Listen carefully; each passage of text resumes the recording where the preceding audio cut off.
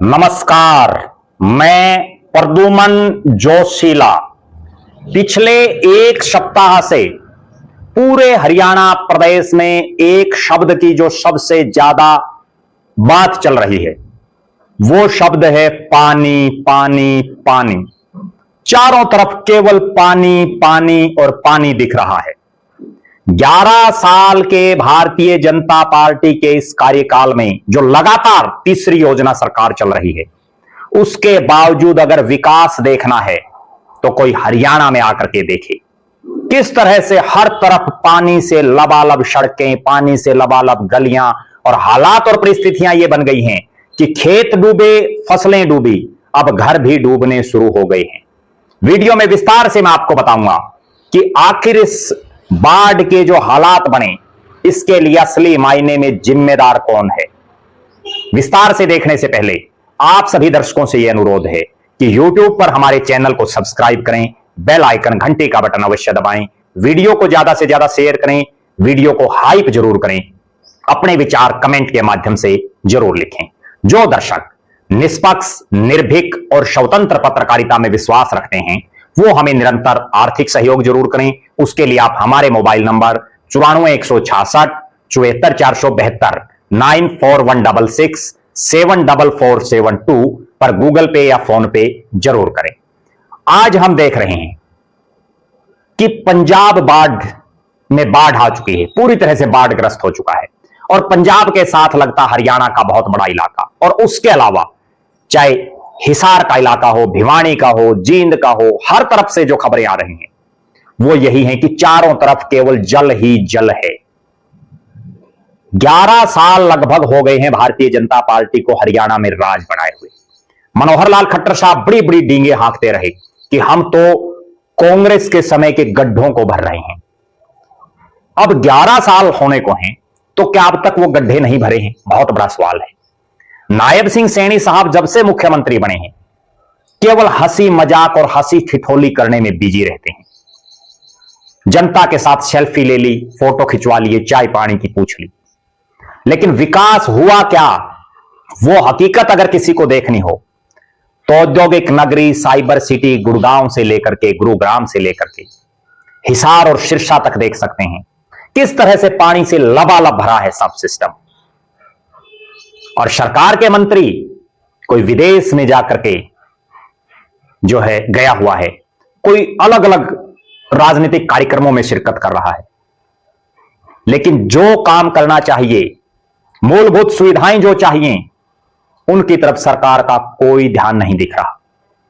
11 साल में विकास के नाम पर बड़ी बड़ी बातें की गई, बड़ी बड़ी डींगे हाँकी गई। हरियाणा के कई शहरों को विदेशी शहरों की तर्ज पर विकास के लिए बताया गया। 2047 तक विकसित भारत, विकसित हरियाणा की बड़ी बड़ी बातें की गई, लेकिन सच्चाई यह है कि बारिश के इस मौसम में परमात्मा जब मेहर हुआ और खूब बारिश हुई तो उसको निकालने के लिए सरकार के पास कोई सिस्टम नहीं, सब सिस्टम फेलियर साबित हुए। इस पूरे फेलियर सिस्टम के लिए सरकार तो दोषी है ही है, लेकिन उसके साथ साथ जनता का भी एक बहुत बड़ा दोष यह है कि आज हमने कंक्रीट के बड़े बड़े महल खड़े कर दिए। एक वो समय था जब जोहड़ होते थे, आज गांव में भी जोहड़ बहुत कम रह गए हैं और शहरों में तो कहीं नामो निशान तक नहीं है।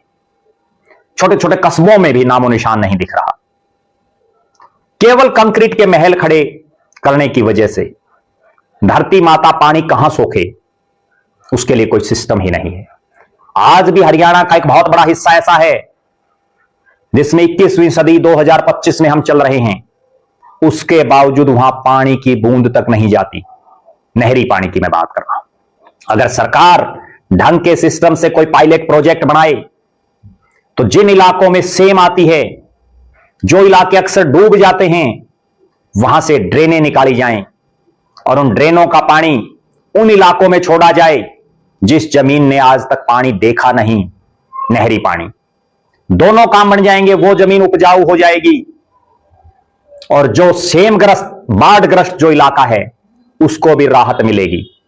आज हरियाणा प्रदेश के अधिकतर जिले पानी से लबालब कर रहे हैं। खेतों को छोड़ दीजिए, अब तो घरों में, गांव और शहरी इलाकों में पानी भर गया है। हर रोज पिछले एक सप्ताह से इस तरह की खबरें आ रही हैं कि कहीं फसलें डूब गई, कहीं घर गिर गए, कहीं रोड ब्लॉक कर दिए गए। और इससे नुकसान किसका? आम जनमानस का। लोग अपने घरों में दुबक करके बैठे हैं। हम मानते हैं कि बारिश सरकार के हाथ में नहीं है, यह तो परमपिता परमात्मा की मेहर होती है और बारिश अपरंपार हो गई, लेकिन उसके लिए सरकार के पास संसाधन भी तो होने चाहिए।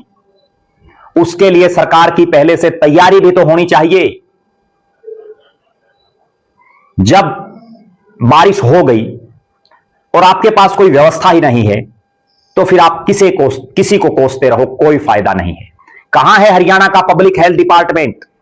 कहां है हरियाणा का पब्लिक हेल्थ मंत्री? क्यों नहीं शहरों में सीवर की व्यवस्थाएं सही हो पा रही?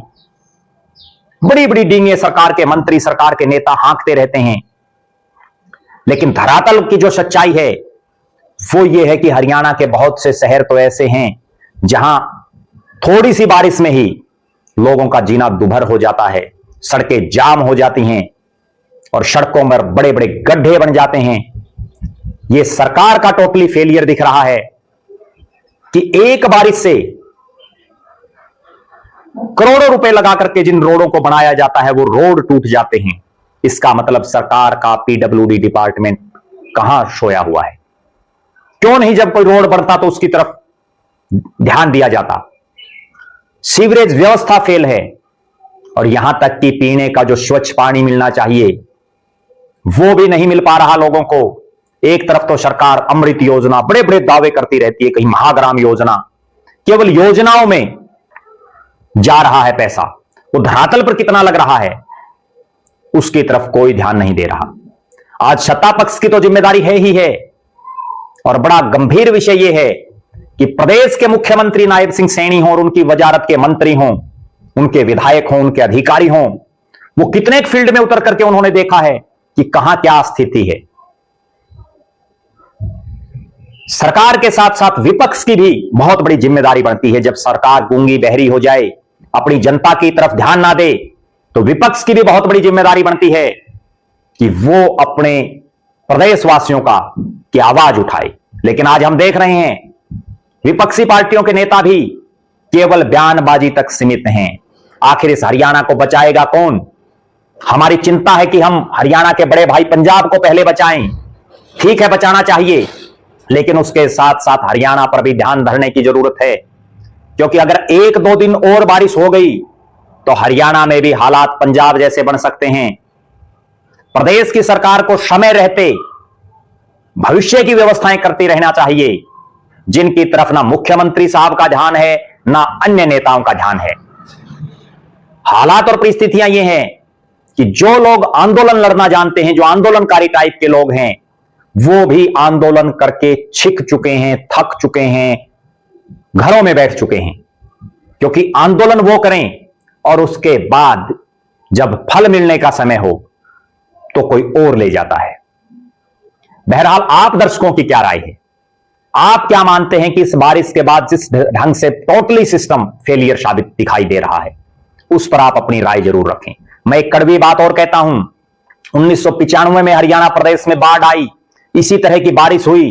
चौधरी भजनलाल हरियाणा प्रदेश के मुख्यमंत्री थे और उस बाढ़ आने का परिणाम यह रहा कि उसके बाद जिंदगी में दोबारा कभी ना चौधरी भजनलाल मुख्यमंत्री बन पाए, ना उनका परिवार कभी मुख्यमंत्री बन पाया। यह बात नायब सिंह सैनी साहब को सोचनी चाहिए, क्योंकि यह वो जनता है जिसके वोट से सैनी साहब को यह कुर्सी मिली हुई है। आप दर्शक जरूर कमेंट करें, प्रदेश की सरकार किस ढंग से चल रही है, इस पर अपनी राय जरूर रखें। प्रदेश की विपक्षी पार्टियों को लेकर के आपकी क्या राय है, जरूर कमेंट करें। आप लगातार हमारे साथ बने रहें। हमारे फेसबुक पेज को लाइक और फॉलो करें, यूट्यूब पर चैनल को सब्सक्राइब करें, बेल आइकन घंटी का बटन अवश्य दबाएं, वीडियो को ज्यादा से ज्यादा शेयर करें, वीडियो को हाइप जरूर करें, अपने विचार कमेंट के माध्यम से लिखें। जो दर्शक आर्थिक रूप से सक्षम हैं वो हमें निरंतर आर्थिक सहयोग जरूर करें। बहुत बहुत धन्यवाद। आपका अपना प्रद्युमन जोशीला।